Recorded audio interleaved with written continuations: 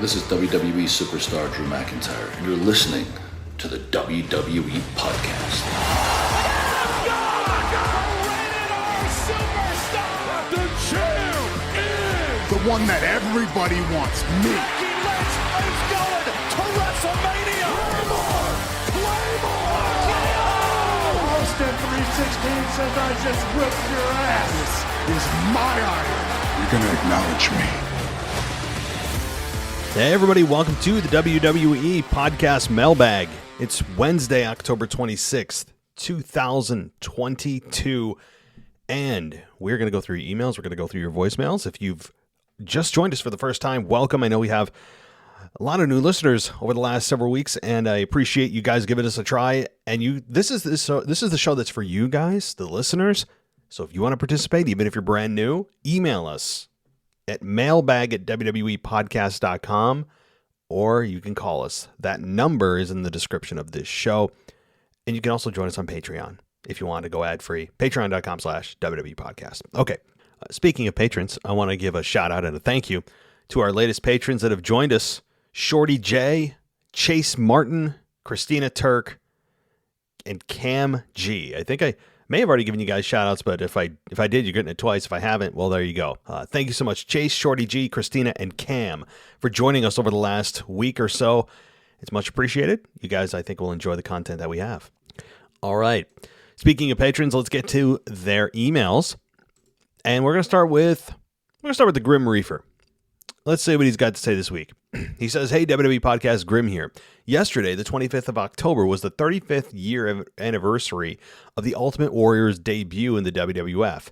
Although I was 3 years old when he debuted, I loved the Ultimate Warrior as a child and watched WrestleMania 6 and 7 on VHS until the tape broke. On that, I'm wondering what your favorite Ultimate Warrior moment is." Well, you know, I'm going to disappoint you and a lot of people here because, to be fair, I didn't watch it when you did. I became a fan in 97, and by then, Ultimate Warrior was long gone. The only thing I have are highlights. I have highlights. I have, just kind of the big moments that he had. Hogan Warrior at WrestleMania. I mean, I don't know if I have one, because that was before my time, and at least before my time of watching wrestling and really getting into it in 97. I mean, if I was to pick a moment that at least flashes in my mind again, it's Warrior and Hulk Hogan at WrestleMania. I think that's probably the one that sticks out. And of course, the wacky promos that he would cut, the ones that just made no sense at all. I mean, he was a perfect politician in a very bizarre way where he would say a whole lot but say nothing. You know, you really had to dissect. Maybe he was Bray Wyatt before Bray Wyatt existed. Maybe not to that level of just mumbo jumbo. I mean, Bray Wyatt is much more intentional with his words, but at least you really have to pay attention. I mean, the Ultimate Warrior's promos were just a whole lot of flair but no content, right? Like there's very little to actually sink your teeth into with his promos. They're very flamboyant and energetic, which is why I think he succeeded, because he just looked the part more than anything. And his promos were just so outlandish that no one understood what they meant. It didn't matter what he said because it was just so energetic. You're like, you know, if someone asks you what he said, you go, I don't know. I have no idea what he said, but it sounded cool. You know, so those are the two things, I guess, if I had any memories at all. All right. Although I loved WrestleMania 6 when he beat Hulk Hogan to win the World and Intercontinental Championships, in my eyes, the only true undisputed champion WWE has ever had. And when Papa Shango put a curse on him, my favorite moment was the career-ending match versus the Macho King at WrestleMania 7. Not for the fact it was a brilliant match, but all of it from start to finish. He walked slowly to the ring. Even Monsoon and Heenan were baffled as to why he wasn't running. I remember as a kid thinking this must be serious if he's not running. The match itself was fantastic, and then the end.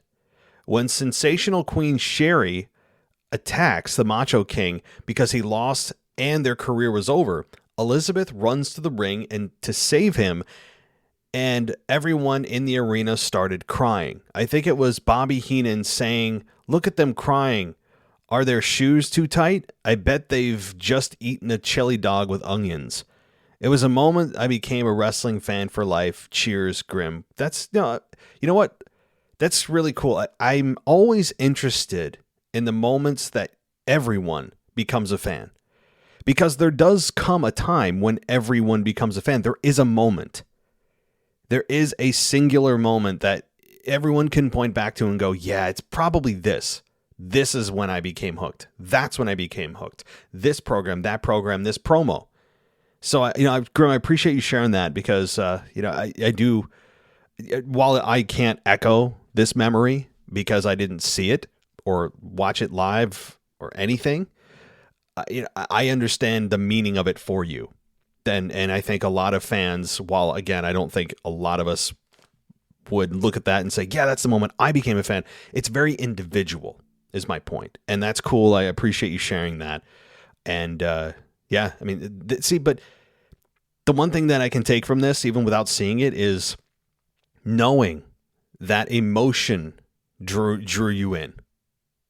And times may change, people may change, the faces of the wrestling business may change, but what makes it successful and what draws fans in has not and will not ever change because we are still human beings watching the show.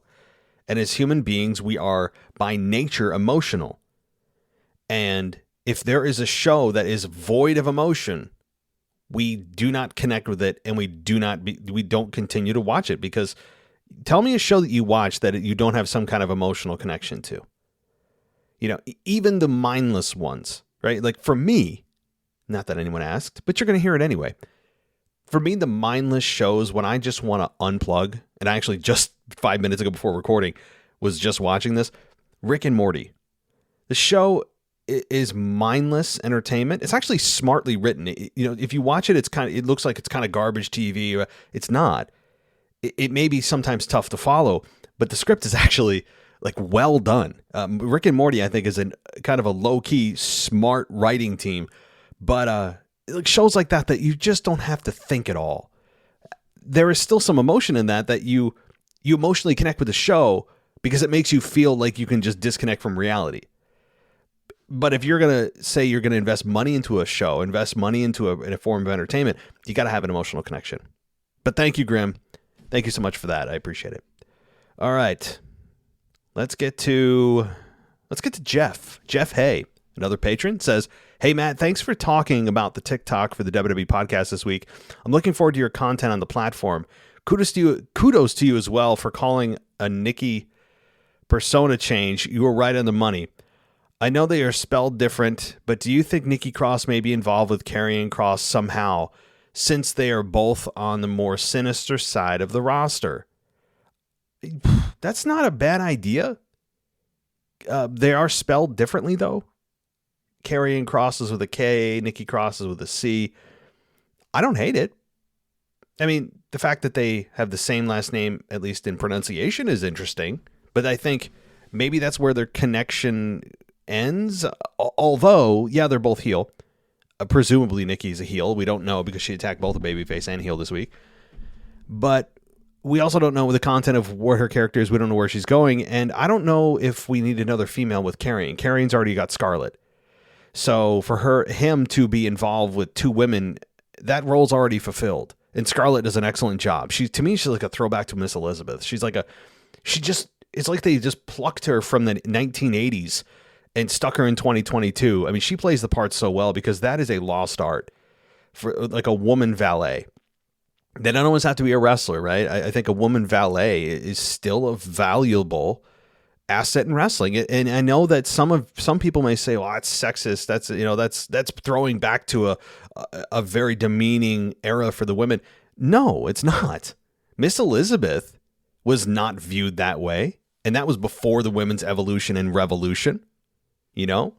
So like, to me, the woman valet just adds something. Now, I don't want her to overtly be sexually, exposed or marketed, but that said, there's just something about a male-female pairing that it's interesting and also underutilized in today's wrestling world, but Karrion and Scarlett do a nice job. But to answer your question, I don't think Nikki would be a good addition, at least not at this time, because of the aforementioned reasons. And as far as TikTok, yeah, if you guys want to follow me, that is one of my plans to, over the next several weeks, is to really bolster my TikTok content. I post on there like way too sparingly. And I keep telling myself, I'm going to post another video. You guys can follow me at the WWE podcast, by the way, on TikTok. I've got like 4,000 followers without really doing anything, which is kind of cool. But I really want much more content. I've got much more to say. So anyway, follow me on TikTok if you want to stay up to date on some video that we'll be posting there. Okay, I'd like to recognize Theory's losing streak is finally over, and good for him. But Master Gable can't catch a win to save his life. It's disappointing to me that he provides so much humor, in-ring talent, and resume-building wins to whoever the company wants, yet he's pigeonholed to this doormat type of opponent. I'd love to see him have a U.S. title run after Seth's comes to an end. Me too, and you know what? Even Corey Graves, I think, even was talking about it, like how not underutilized, that's probably not how he phrased it, how underestimated, or I forget the phrasing, basically saying that they also agree that he is somebody that's not utilized to their maximum potential, something along those lines, knowing that the fans see that. I mean, I think Corey Graves is very in tune with the fans and what they say in social media, and he kind of says things during his broadcast more often than not that allude to that, for the better or worse. I'm not saying it's good or bad. It's kind of both sometimes. But I do agree that Chad Gable is right now kind of the joke heel, that you see so much talent, you see so much ability. He's already shown it. He's got a good gimmick. He's great in the ring. Yeah, his height doesn't help him, but Vince isn't there anymore, so maybe things will change. I'm with you, though. Shorty G, I'm joking. Chad Gable definitely has more to offer, and I don't know about a U.S. title run. I think that that may be reserved for a returning Cody Rhodes. We'll see. Okay. Finally, JBL's return, and more so his promos have been pure gold. I feel like Raw especially has been missing that egomaniac, pompous, blue blood type of heel for a long time, and in my opinion, there's nobody better than JBL to fill the void. The dude creates instantaneous heat, and I'm pumped he's back. I hope that his presence helps guys like Corbin, Bayley, and Theory, while quite frankly the entire roster improve their promo skills. I know you're not high on JBL. It's probably out of jealousy that you are not a resident of the single greatest state in the land, Texas. Sorry, not sorry. Or hashtag sorry, not sorry. Hashtag proud Texan. Hashtag heel life. Well, I got nothing against Texas. I don't feel strongly one way or the other about Texas. I don't have any vested sports teams. I'm not an Oklahoma fan that has to, by its very nature, hate Texas. I really don't. That doesn't mean anything to me because Texas is neutral in my mind. I don't sit around and like loathe Texas or I'm jealous. I got nothing to say about Texas, honestly. I've never been there outside of like Dallas is like a hub through Southwest, and I was on somewhere else flying somewhere else. Anyway, but JBL, I'm not a fan of him from a personal perspective. That's maybe what you missed. I do enjoy his promos because the guy can talk. No doubt. I mean, listen to the reaction. I'm not doubting his talent on the microphone. That's really what brought him to the level he's at now. Is he reinvented himself from being a cigar smoking, whiskey drinking, beer, or rather, like kind of a beer drinking, card playing acolyte. Or rather, he was in the Acolytes. He became part of the APA with Farouk, Ron Simmons. And then he totally reinvented himself and attacked Eddie Guerrero. I'll never forget that moment. That's always burned in my mind for some reason. And I remember saying, like, what, JBL? What's JBL? And because it always was Bradshaw. And then from then on, he was known as JBL, and his first program was with Eddie. And I believe they had a Texas bull rope match. And, from there, the rest is history. And he went on a great run with him being champion the undisputed champion, actually, in 2004, I believe. And funny story, I probably already told this. I actually was able to touch the real Undisputed Championship, the real one that he held, and I knocked it over. I'm not kidding. There was actually a signing that he was doing in the arena here in Albany, and it was then known, I think, as the Pepsi Arena. It was like Knickerbocker Arena, it became Pepsi Arena, Times Union, and now I don't even know what it is. But I was there with a few friends, and I was there watching or going to a SmackDown or Raw, I don't remember which one, and he was there signing autographs before the show, and we finally got up to the table to take a picture with him. I still have it somewhere, and I leaned on the table because he put his championship on the table. He kind of propped it up, and I leaned in a little too far, and with my arm I knocked over the championship. Like, it just fell flat on the table. I didn't knock it off the table or do anything silly, but I actually, with my arm, I touched the championship, the Undisputed Championship, and it fell down, and I immediately knew what I did, and I was like, oh crap. And I don't know, he might have said something to me, or he watch your arm, kid, or something. I don't know, something like, it's 20 years ago, I can't remember now. But somebody said something to me. It might have been security that was there, or JBL himself. They weren't too happy with me, whatever the comment was. And so there's your story. So he doesn't like me now by default. Not that he remembers a thing. All right. So let's continue here. And let's go to Charlie Furman. And he says, good evening, WWE fans. This is Charlie from Milwaukee. Matt, from a Brewers fan, I would like to say thank God the Yankees are eliminated. Whoa. All right, we're done with this email. No, I love it when teams with high payrolls get knocked out of the playoffs right away. But why? I mean, so just by default, because some team has a large payroll, what about the Boston Red Sox? I mean, they got a pretty high payroll. The Astros? I mean, do you want... I can go down the list of the highest paid teams. I mean, if you're from Milwaukee or you're a Brewers fan, I'd imagine, right? And I believe they have I think it's like $40 million payroll, right? The Yankees have a $150 million payroll. And let's see. I'm just going to go through some teams, right? The New York Mets actually have the highest payroll in all of baseball, nearly $200 million. And they haven't won a World Series since 1986. So you're going to root against them simply because they have a bad or a high payroll. They're the number one payroll. You can root against the Philadelphia Phillies. They're number 2 at $163 million. How about the Padres? How about the Dodgers? The Braves? There's your top 5 payrolls, right? Houston Astros have a higher payroll than the Yankees do. Okay, how about the Rockies? I don't know. I go down the list here. But anyway, that's just MLB. I think that I know I understand the premise of why you would root against teams with high payrolls, but is it just because they have a high payroll that you feel like that they deserve to lose? Why? I'm curious, Charlie. All right. I don't know. Let's before we get into non-wrestling talk, let's continue on here. We have, let's see. Oh, anyway, back to more important stuff. I don't know if you heard about the Elimination Chamber pay-per-view next year. It will finally end all Elimination Chamber pay-per-views. Did I read that wrong? They're going to replace it with No Way Out. Ooh, if that's true, Charlie, that's awesome. I love that. I am a big fan of the No Way Out pay-per-view, maybe because it has so many fond memories for me. And I also like how they're taking a pay-per-view that has a gimmick that has no business being its own gimmick on a pay-per-view away. We don't need gimmicked pay-per-views. It cheapens and lowers the value of those stipulations that are made for and should be used for special occasions.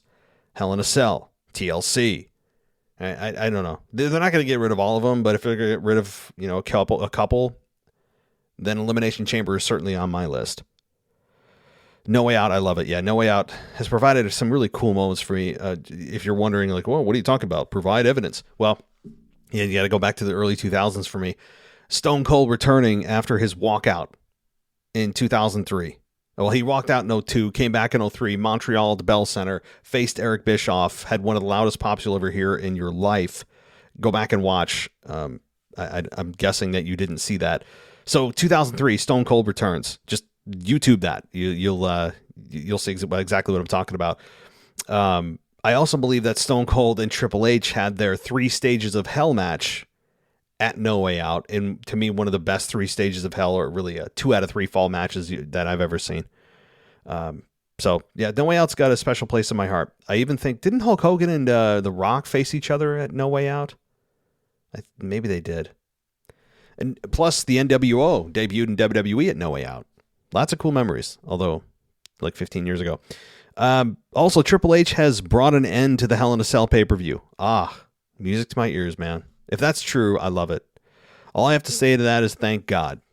Also, I know it's way too early to start thinking about the Rumble matches, but what do you think if Aleister Black, Andrade, and Adam Cole all showed up and competed in the Rumble? Would have to hear your opinion. I have no problem with that. I just don't know the contract status of those men.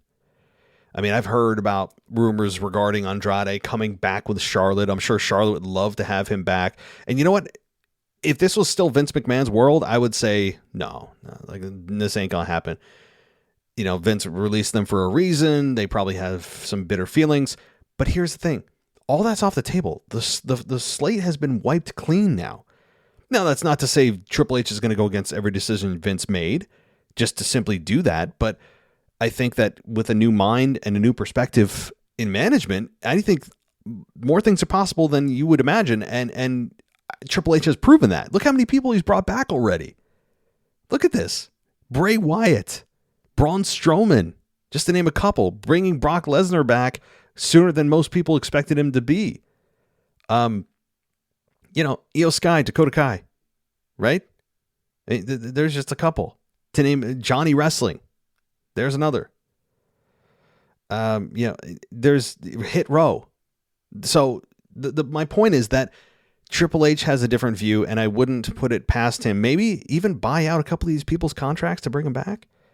Maybe, depending on the time and money left. It's possible. I would love it. I have no problem with any of those men. But yeah, no, it's not too soon to think about the Rumble. You know why? Because I don't think December has a pay-per-view. So we get through this beloved Crown Jewel event. You have Survivor Series, and then I don't think you have another event till Rumble. I don't think. Right? Bueller? No. All right. Let me actually Google this. So I'm only seeing, November 26th is Survivor Series at the TD Garden in Boston. Been there a few times. A really nice arena. I don't see anything that says we're going to have a, no, I don't. Oh, wait a minute. There's something on, wait a minute. This is NXT. So December 10th, I was saying, there looks like there's a pay-per-view. On December 10th, there's a NXT Deadline event. So I don't see a venue or a location, but the pay-per-view name, premium live event name, is NXT Deadline. So really, for the most of us, though, for the majority of us that are casual fans, you're going from Survivor Series to Rumble. So it's not crazy to start thinking about the Rumble. January 28th. So we have a 2-month hiatus for WWE to build up their Rumble event. We have 8 weeks between these events. Think about that. That's crazy. But I don't hate it. I love it. So unless they sneak a December pay-per-view in there that's not NXT branded, if it's main roster branded, then certainly I don't dislike it. So end of November to the end of January. That's how long we have between pay-per-views. So get ready. All right. Let's see. Let's go. Let me finish up your thoughts. Also, I know it's. You're just saying have a good week, and as always, keep her moving and watch out for deer on your way home every night. Well, luckily I don't have to drive home every night. I still am prescribed to the telecommuting thing. So that's a plus. All right. So next up, we've got Dennis McGinley. He says, he's back. He's back. So all of you dumb nuts that cheer for part-time punk Roman Reigns, WWE Universal Champion, you can take those one fingers and turn them upside down. Look on how many people he has to help him win the matches and premium live event matches. All you dumb nuts do is cheer for a heel as Roman in any match. You're not seeing right, you dumb skull-walking bodies. I've never heard that in my life. That's a new one on me. Roman hardly speaks. Roman hardly speaks on the mic, and when he does, it's what a freaking sentence. So yeah, he doesn't talk a lot. I know that. Dennis, he doesn't speak a whole lot. He has kind of stepped aside, and you know what? If they're going to keep the belt on them, and they know they're going to keep the belt on him, then maybe keep the focus off of him, and do this little side thing with Sammy and Jay. I think that's been a nice distraction for us fans. Roman, give the mic to the mouthpiece, Paul Heyman. He is good, but he isn't the heel he's supposed to be. So let's see. You're turning heel again because I feel that whatever way I was trying to come across to you, I am back to the bad blank. And you can suck it. I'm out. Talk with your East Coast, West Coast dumb skulls next week. Have a nice week. Well, you have a nice week too, buddy. And you are back to being heel. All right, that's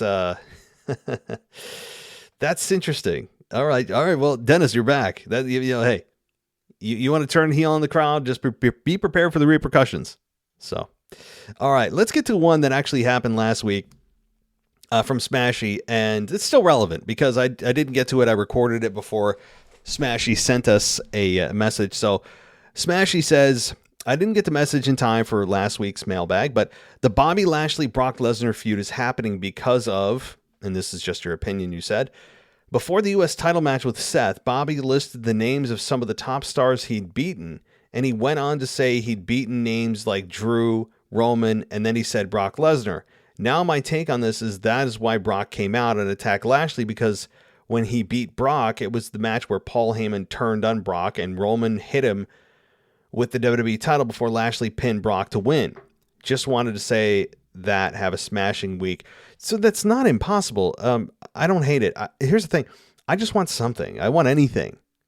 I don't want WWE to have to just relegate it to us to make up a reason why, and all the fans will figure out why they're fighting. No, I mean, that's plausible, but I guess the counter to that would be, well, how did he know that Bobby was going to mention his name on Raw? Brock ain't just hanging out backstage for free, So how did he know that Brock was going to just say his name just in time for him to come out and then, attack Bobby? Yeah, I mean, it's pro wrestling, right? So maybe I'm thinking too much, but that's I'll take it, Smashy. Look, I'll take it because that's something versus nothing that we've been getting. I mean, we got a whole bunch of nothing burger is what we've gotten. Okay, let's get to Rocky T, and he says he's checking in once again with the WWE Podcast Fiends. First, the WWE 2021 draft saw SmackDown Women's Champion Becky move to Raw, while Raw Women's Champion Charlotte was drafted to SmackDown. This left the two champions holding the opposite titles for the show, and WWE decided to resolve the situation by having them simply exchange the belts. Yeah, we all know how that went. Could we see this again between the two women? I heard you mention it in a couple times. I would be all for it. Get the man and the queen back on my TV screen. I wouldn't hate it. I mean, do you remember the last time, though? It wasn't exactly a smooth transition. I mean, things got real. This time I would just handle the backstage. I don't need the pomp and circumstance of this again.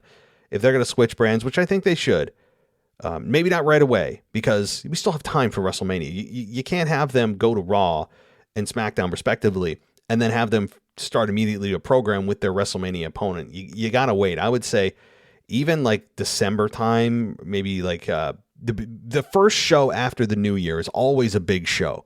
So perhaps they do it then. But yes, I agree.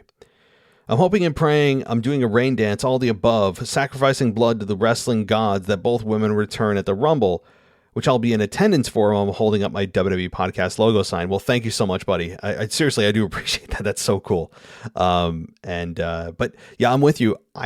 I think the Rumble is a solid place for both women to return. And the Rumble has gotten to a point where the expectations of returns are almost stupid high, where it just doesn't even seem, it's not even realistic anymore. But this Rumble is going to be a lot of fun with returns, with probably Cody Rhodes coming out. Becky and Charlotte could be, in there. I would imagine probably Becky, where Charlotte comes back before then, but we'll see. And the next year, WrestleMania, the next year's Royal Rumble event, how about MJF? Just, the bidding war of 2024. That's all I got to say. Remind me again now how we would do the review. Skype, FaceTime, just a call. And based off the Extreme Rules review show with Bill Evans, I'm guessing we would do the review the same night after I get back to the hotel. So here's the thing. I normally record my shows through Skype. I normally do a Skype call with my co-host. So Skype would be the best because that's the best quality. The thing is, I have a live show format, but the quality of the live show that Blog Talk Radio provides me isn't the greatest, and I can't do anything about the way it makes it sound. Like, I'm still using the same microphone you're hearing now, which sounds, I think, really good. I love this mic. But then when I do a live show and I download the file, it sounds like, it's 2001 again, and I've got Napster running in the background. It's just the way it is. I mean, it's a great format, but the video or the audio quality isn't great. So as far as us recording, Skype. And when do you want to do it? I mean, here's the thing. I'll be honest with you. Late night shows kill me. I don't get as much sleep as I'd like. I mean, I sometimes I go to bed like 12:30, 1 o'clock. I'm up by 5:30 because of my kids. So let's talk. Okay, let's message, as we get closer. I'm leaning more towards maybe a Sunday morning review. If you could do it like mid-morning, like 9 o'clock or so, if possible. But we'll talk closer. Any update on when you'll be doing the next Blog Talk Radio live show? Speaking of which, yeah, it's a good question. I'm thinking maybe sometime later this week. I know it's Wednesday, and last week I tried to do a live weekend review show, and that did not work out well because I screwed things up. But stay tuned, okay? I still have Blog Talk Radio, and I'm paying for the damn thing, so I should probably use it, right? I would say later this week, if not early next week. Stay tuned. Just out of curiosity, how much does it cost? Well, let me give you my social security number first. It's 114. No, they have different packages, and honestly, I only pay for it when I get a promo code from them.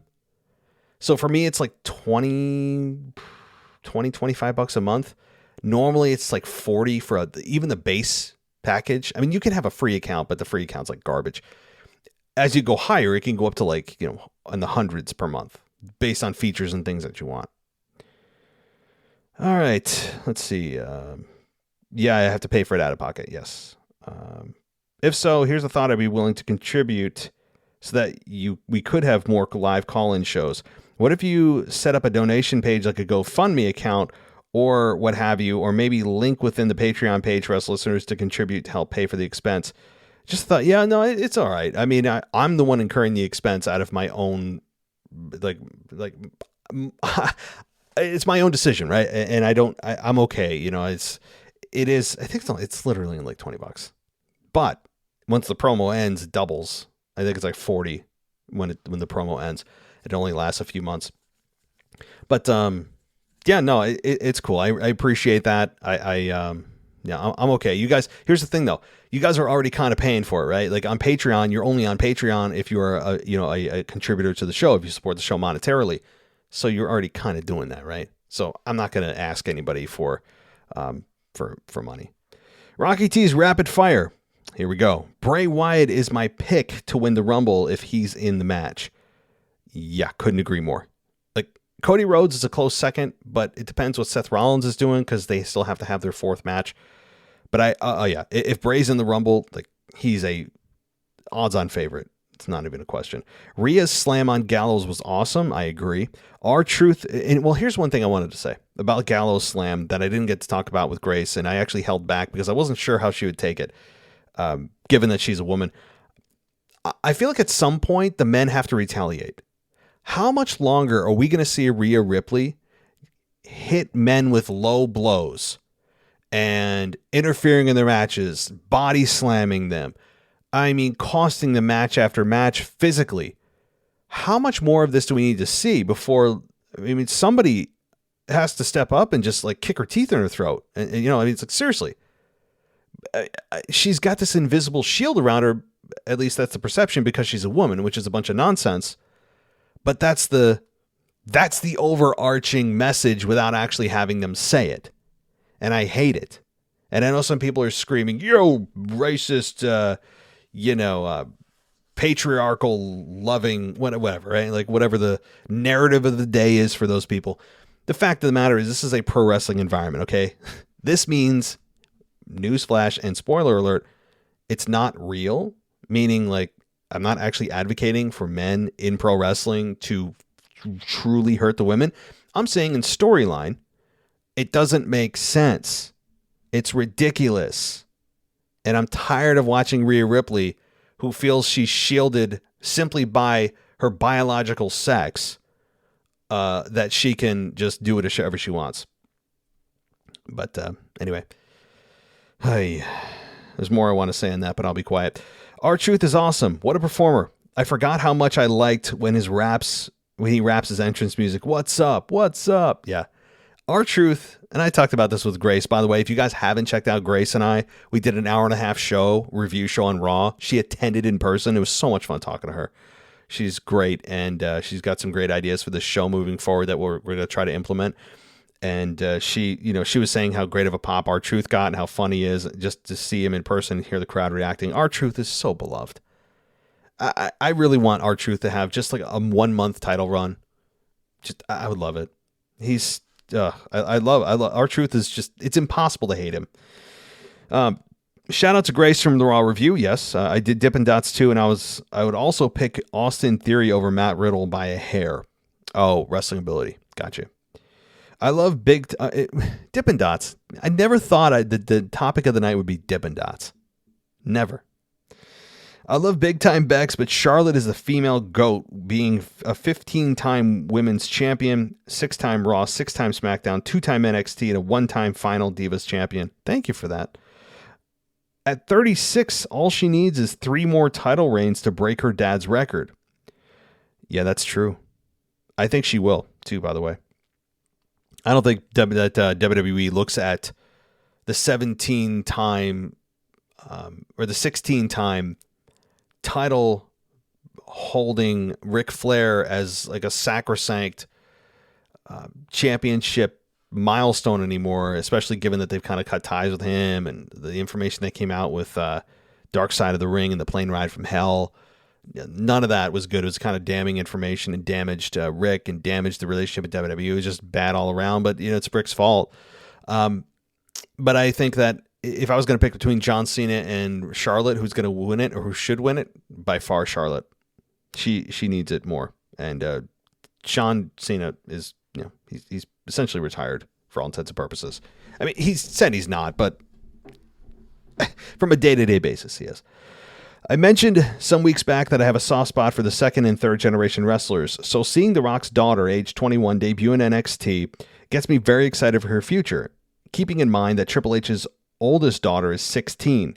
How awesome would it be to see their daughters face off in the ring someday if Triple H's daughter follows in her footsteps? I will cut off the email so you can catch your breath. Next time from Houston, or till next time, Silver Fox says, for everybody, stay oozy and don't have a good day. Have a great day. Oh, okay. Well, if you were planning on having a good day, cancel that. Okay. You need to have a great day. So, but yeah, stay oozy. That's hilarious. I love that. That's just magic. Whoever wrote that, or maybe Sammy came up with it for, just kind of ad lib. Who knows? That's a crazy thing to think about. as far as your proposal regarding The Rock's daughter and Triple H's daughter. Imagine that, and having them have a match where both guys come out to support their daughters, and not that they would cut promos for them, but just the magnitude of that moment that their offspring are now feuding. Like, it's a generational feud. That's cool. I like the visual of that. Now, I don't know if it's going to happen. I actually don't even know if Triple H's daughter is involved in much of wrestling itself. Don't know. All right. Thank you, buddy. And let's get to DJ Kuzmo. He says, back at it again. Let's play a quick game called How Long Will It Last For? Okay, so we are getting some sort of tagged alliance with Elias and Riddle, with the potential of Elias turning heel on Riddle. How long do you think this tag alliance will last for? A week, 3 weeks, 6 months, or a month? Is this like rapid fire questions? I'm going to say it lasts 3 weeks, because Riddle needs someone to work with. It's not going to last too long. And Randy Orton's nowhere near coming back from what I understand. I say 3 weeks. Bianca once again gets pinned by Bayley, and the good old momentum is on the side of Damage Control. Yeah, the good old beloved, just cherished momentum that means absolutely nothing. And it's a filler for when they don't know what to say is on the line. They just say momentum's on the line. But momentum's not a tangible thing. Momentum is only as good as your next day's pitcher. That's a baseball reference, obviously. Meaning, momentum only continues if the day that you're in, you do well. Momentum is not a thing that you can just keep going, because you can only live moment by moment. I don't know how else to explain it. I hate the momentum reference. It just is, okay. How long do you think her reign as champion will last? 1 more month, 3 more months, 6 more months? I think WrestleMania. So it's more towards the 6 month. If I was put on the line, I'd say that. However, there is a case to be made that, given that typically you want heels as champions with baby faces in chase mode, you could say Bianca loses it at Crown Jewel or loses it at Survivor Series, and then she's in chase mode through WrestleMania. But Charlotte is coming back. And to me, the main event for Raw is Charlotte versus Bianca Belair at WrestleMania, where Charlotte maybe captures the championship there. So I'm still going to stick by my guns and say 6 months towards that time frame. The back and forth with The Miz and Dexter Lumis is starting to get stale. I'm waiting for the payoff of Dexter getting a so-called WWE contract. Yeah, it's amazing. They have this guy on the roster. They have him appear in multiple segments on the show. He had a match, or was scheduled to have a match with The Miz. He's attacked The Miz. He's attacked a WWE superstar. And yet he doesn't have a contract. I love it. It reminds me though of when they brought in Retribution. Remember that whole thing? Boy, that could be a whole show for me on Retribution, that group, where they tore up the ring during the pandemic era. They used chainsaws and stuff. And WWE said, that they would give them contracts. They were going to give them a contract. And I'm like, you're going to reward them with contracts? How are they here every week to begin with? How are they in matches to begin with? Is there some kind of I don't know. My Austin Theory, or as Austin Theory, continues to hold on to the Money in the Bank briefcase since winning it at Money in the Bank. How long do you think he'll hold on to the briefcase for? A month, 3 months, 6 months? Well, I would say he's going to drop it pretty soon. I mean, I'd say 3 months. I'm gonna go middle of the road here. Before WrestleMania, he cashes in and loses. If it's against Roman. If he cashes in on anybody else, he wins. Last but not least, shout out to Maxwell Jacob Friedman. An absolutely great promo on William Regal on Tuesday on Dynamite last week. And kudos to William Regal, at times not even saying a word, just standing quietly and smirking while MJF spoke. Anyway, this is DJ Kuzmo. Peace. I got some choice words P.S. I got some choice words on that finale to Raw this past Monday night and the Veer Mahan report on the voice message of the mailbag. Okay, we'll get to the voice message in just a second, but I couldn't agree more. Guys, if you haven't checked out that promo that MJF cut on William Regal, you are doing yourself a disservice. It is a class. It is an entire course in promos. It has emotion. It has ups and downs. It has various, like a range of emotions. It has truth. It's well spoken. It's confident. Like, it's just, oh my God. I think it was 15 minutes long. And the truth bombs that were being thrown out from MJF to William Regal were scathing. But a veteran promo, William Regal, who I think is an underrated promo and is such a great heel. God, I love William Regal as a heel. It's also threw down and I think counterpunched very nicely to MJF.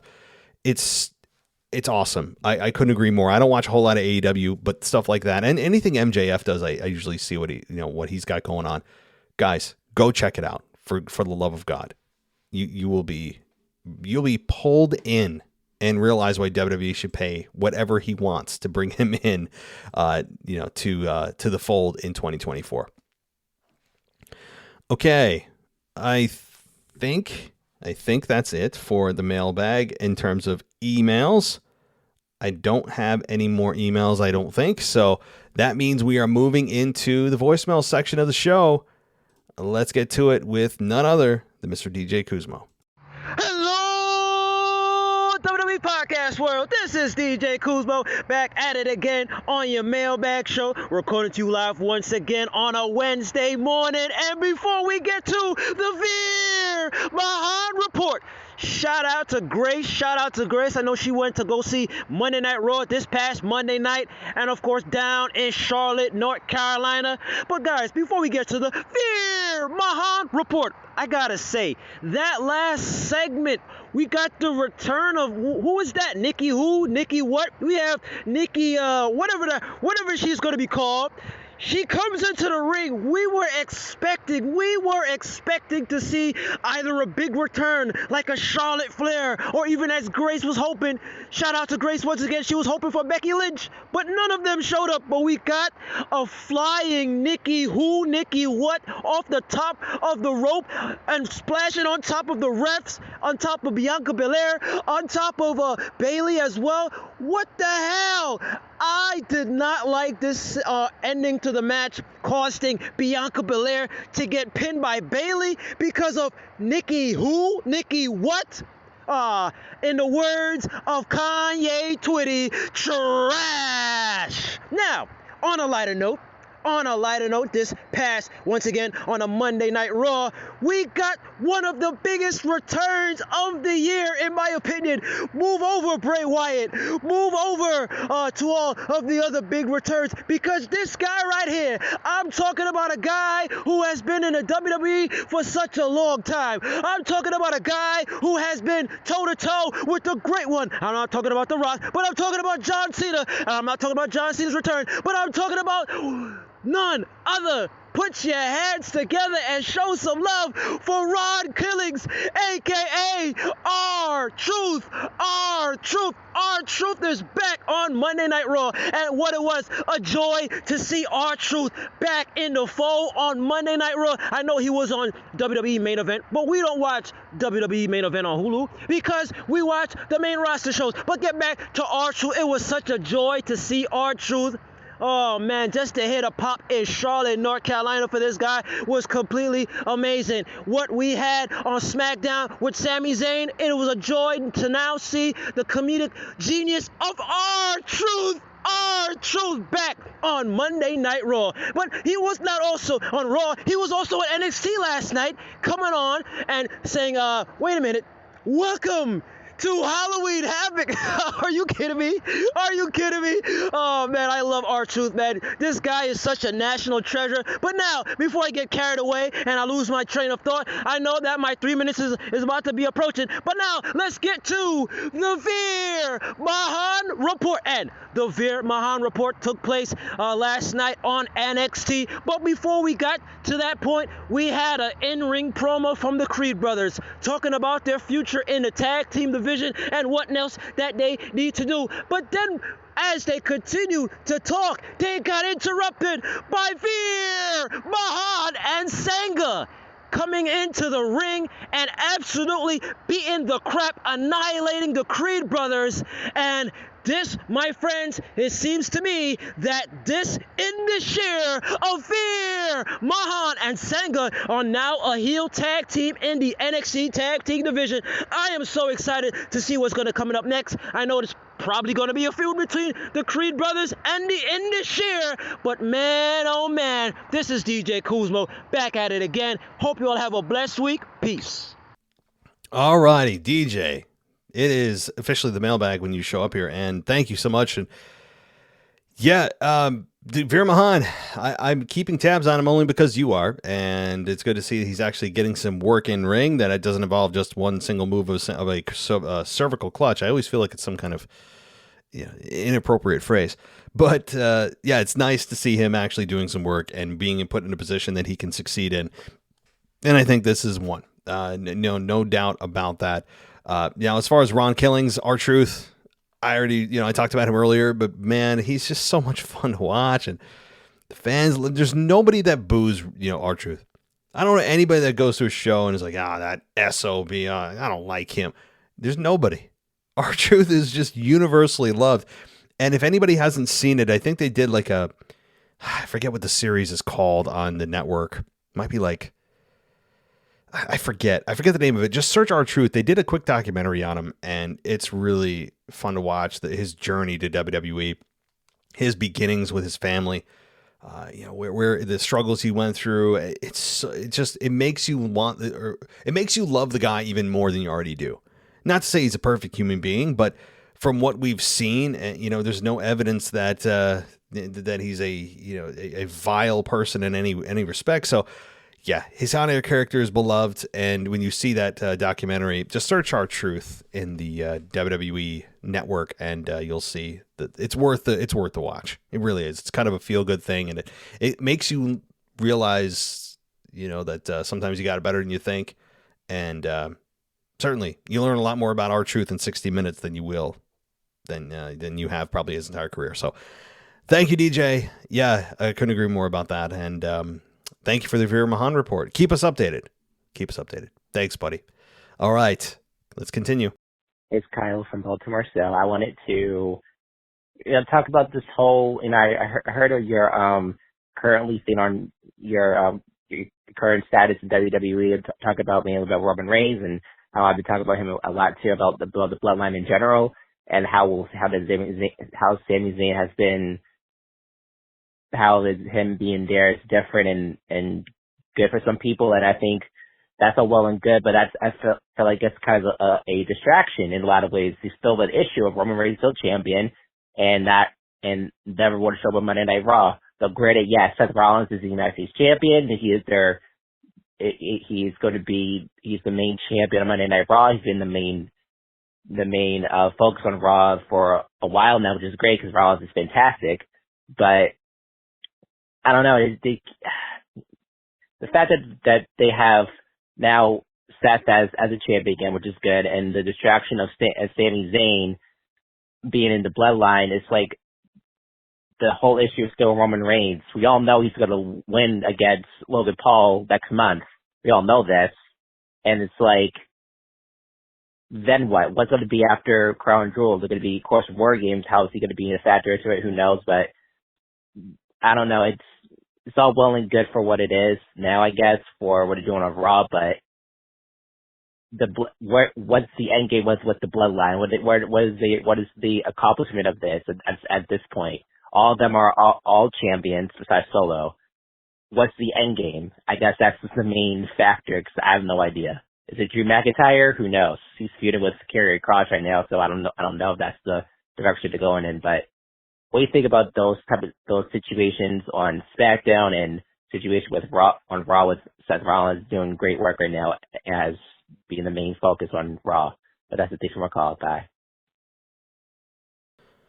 Hey, Kyle. So I think that the end game with Seth Rollins as United States champion is Cody Rhodes. Definitely.